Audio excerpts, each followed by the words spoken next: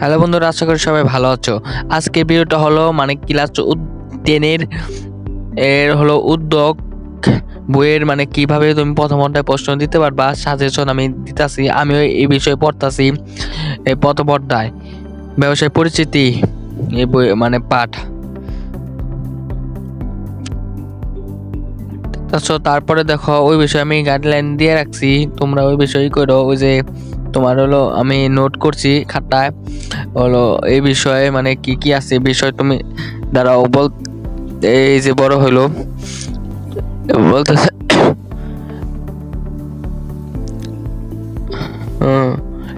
এই বিষয়ে 3 ভাগে ভাগ করেছে।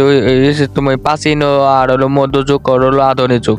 আর প্রাচীন যুগের ওই যে কটা আছে ওটি পড়বা গাইডলাইন, তারপরে হলো মধ্যযুগের আছে গাইডলাইন কতটি পড়বা, তারপরে আধুনিক যুগের আছে ওইটি পড়বা। তারপর নিচে আছে না, নিচে হলো আধুনিক ব্যবসায়িক কার্যকরী 3 ভাগে ভাগ করা হয়েছে, ওটুক কিন্তু পড়বা ঠিক তো ওইটাই বই।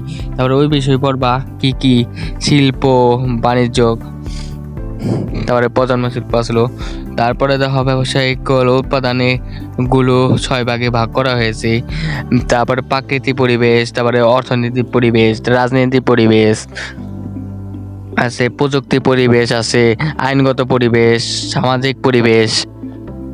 এই বিষয়ে গাইডলাইন নিবা। এই যে লাস্টে হলো প্রযুক্তি পরিবেশ। তাহলে ভিডিওটা এই পর্যন্ত থাক। সবাই সুস্থ থাকো, ভালো থাকো, আমার জন্য দোয়া করবে, আমি জানি ভিডিও দিতে পারি। ধন্যবাদ।